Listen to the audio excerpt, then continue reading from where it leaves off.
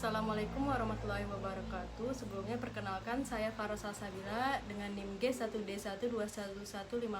Dengan saya Asa Maharani dengan NIM G1D1211026.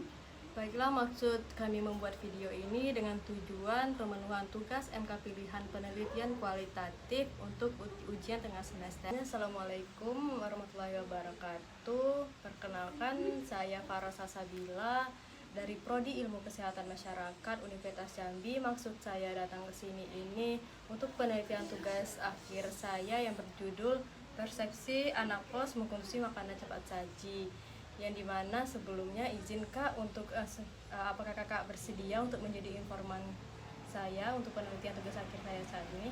Ya, bersedia.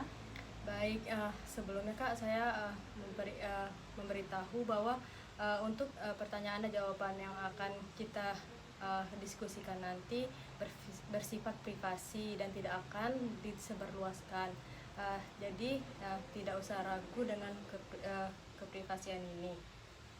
Baik Kak, sebelumnya boleh Kak Kakak sendiri untuk menandatangani instrumen penelitian wawancara saya saat ini.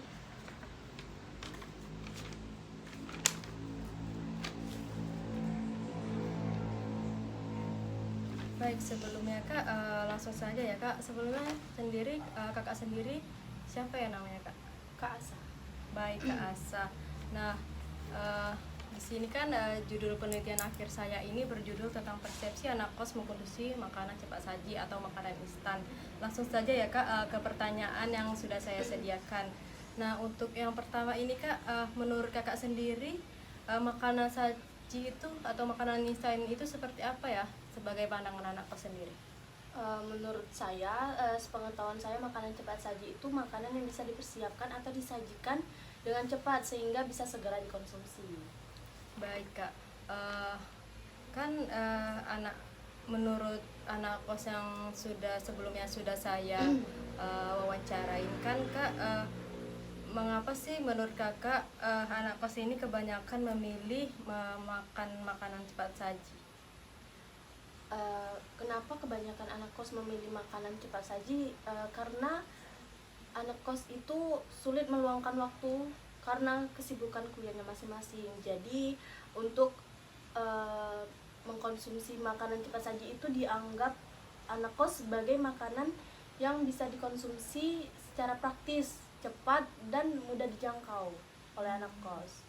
Berarti kayak jadi makanan cepat saji ini menjadikan makanan yang cepat disajikan karena untuk menghemat waktu ya Kak, dibandingkan seperti masak sendiri. Oke, baik Kak. Menurut Kakak ya, apakah rasa dari makanan cepat saji ini kebanyakan anak kos bilang kalau makanan cepat saji itu lebih enak dibandingkan dengan memasak sendiri, itu menurut Kakak Asa sendiri bagaimana? Jujur, makanan cepat saji itu rasanya memang lebih enak daripada masak sendiri, dikarenakan saya sendiri sebagai anak kos, sebelum menjadi anak kos itu saya sudah terbiasa dimasakin orang tua. Jadi ketika saya menjadi anak kos, saya cuman mengandalkan sosial media untuk mencari resep-resep makanan. Nah, itu untuk soal rasa kayak menjadi bahan percobaan gitu, kadang enak, kadang enggak, kayak itu kadang enggak sesuai sama yang kita inginkan gitu. Makanya dari kebanyakan anak kos menganggap makanan cepat saji itu lebih enak rasanya dibandingkan masak sendiri. Jadi kalau kayak makanan cepat saji itu tidak usah diragukan lagi ya, yang pasti enak gitu ya Kak, menambah selera makan kita kan. Oke, baik Kak. Untuk persepsi konsumsi makanan cepat saji sendiri ini Kak, apakah Kak Asa pernah membaca tentang bahaya terlalu sering mengkonsumsi makanan cepat saji? Nah, jika pernah Kak, berdasarkan pengalaman Kakak melihat di sosial media atau pengalaman pribadi Kakak atau teman-teman Kakak, boleh dong Kak diceritakan bagaimana bahaya terlalu sering mengkonsumsi makanan cepat saji ini sendiri? Pastinya setiap orang pernah mendengar tentang bahaya mengkonsumsi makanan cepat saji. Menurut saya sendiri, makanan cepat saji itu apabila dikonsumsi sesekali atau sekali seminggu itu masih aman-aman saja untuk tubuh. Tapi jika mengkonsumsi makanan cepat saji itu terlalu sering, nah itu yang berdampak untuk meningkatkan risiko terjangkitnya suatu penyakit. Dan ada saya pernah mendengar cerita dari suatu influencer di TikTok. Dia seorang anak kos yang dimana dia terlalu sibuk dengan kuliahannya sehingga dia tidak bisa memanajemen makan sendiri. Jadi dia memilih untuk memakan makanan cepat saji itu hampir setiap hari, dan karena terlalu sering akhirnya dia terjangkit suatu penyakit yang biasa kita sebut dengan diabetes mellitus 2 karena kebanyakan makanan cepat saji, dan terlebih minumnya itu kalau bisa sebagai anak kos meminum air mineral. Tetapi minuman manis ya, gitu ya Kak. tetapi seorang influencer itu makan makanan cepat saji dan meminum minuman yang manis, makanya dari itu Oke, timbulnya baik, Kak. penyakit tersebut. Kan yang pernah saya baca itu kan seperti makanan cepat saji ini kan kadang beriodium tinggi atau garam yang tinggi atau menggunakan micin yang tinggi gitu kan, atau minum-minuman yang terlalu manis kan, glukosa yang manis itu kan emang menjadi, kalau dikonsumsi terlalu sering kan menjadi penyebab penyakit gitu kan. Oke, baik Kak. Nah, baik Kak Asa, dari cerita tadi kan Kakak sudah tahu kan kalau kayak sering terlalu mengkonsumsi makanan cepat saji itu dampaknya bagaimana dengan kesehatan kita kan. Nah, bagaimana menurut Kak Asa sendiri mengatur untuk tidak terlalu sering mengkonsumsi makanan cepat saji, terutama sebagai anak kos sendiri? Itu bagaimana Kak? Ya, kalau untuk mengatur mengkonsumsi makanan cepat saji itu sendiri sih, sebagai anak kos harus membatasi mengkonsumsi makanan cepat saji, dan harus bisa menahan nafsu agar tidak terlalu sering mengkonsumsi makanan cepat saji. Dan apabila mengkonsumsi makanan cepat saji, itu juga harus diimbangi dengan memakan sayuran, buahan, air mineral yang cukup, dan berolahraga. Dan yang paling terpenting, 4 sehat 5 sempurnanya harus diterapkan sih sebagai anak kos, karena untuk mengurangi terjadinya resiko penyakit. Baik Kak.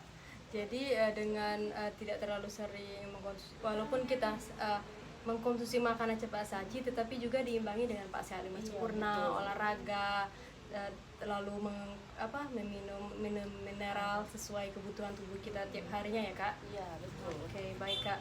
Nah, sebelumnya Kak, bagaimana pendapat Kak Asa sendiri dengan membeli makanan cepat saji ini? Saya dengar dari informan sebelumnya, katanya kalau anak kos membeli makanan cepat saji itu menjadi pengeluaran yang boros Kak. Nah, itu bagaimana Kak menurut Kakak sendiri? Sebenarnya sih memang boros ya, karena kalau kita memakan makanan cepat saji, contohnya saja semisalnya nih membeli sepaket fried chicken di suatu brand ternama, ya kakak tahu sendiri kan harganya berapa Kak. Nah, jadi itu sebagai anak kos, harga segitu tuh setara dengan kita membeli 1 kilo ayam, dan itu bisa digunakan atau dikonsumsi anak kos selama 3 hari. Sedangkan kalau kita membeli, kita hanya dapat mengkonsumsi 1 hari dan 1 kali. Baik Kak. Nah, kan kakak bilang tadi kalau membeli makanan cepat saji itu lebih boros ya Kak dibandingkan dengan memasak sendiri. Nah, jika lebih boros Kak, bagaimana Kak untuk mengelola keuangan sehingga keuangan kakak per bulan itu terkontrol gitu? Bagaimana Kak dalam mengelola itu? Kalau untuk mengelola keuangan, pastinya setiap anak kos berbeda-beda ya. Tapi kalau dari diri saya sendiri, saya itu mempunyai target. Mempunyai target itu dalam artian per hari saya targetkan pengeluaran yang harus saya keluarkan itu sekian kayak gitu. Jadi nggak boleh lebih dari apa yang saya targetkan per hari. Jadinya untuk satu bulan ke depan pengeluaran saya itu terkontrol gitu. Jadi tidak ada pengeluaran yang kurang atau uang udah habis sebelum masanya kayak gitu. Itu aja sih kalau menurut saya.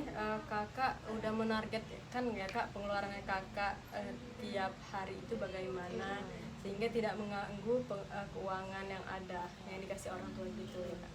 Oke, baik Kak Asa, sudah cukup mungkin pertanyaan yang sudah saya siapkan ini. Terima kasih telah menjadi informan penelitian tugas akhir saya, yang dimana saya sudah mengatakan di awal tadi pada pembicaraan atau diskusi kita wawancara ini bersifat privasi Kak, tidak disebarluaskan, hanya saya yang mengetahuinya. Baik Kak, terima kasih.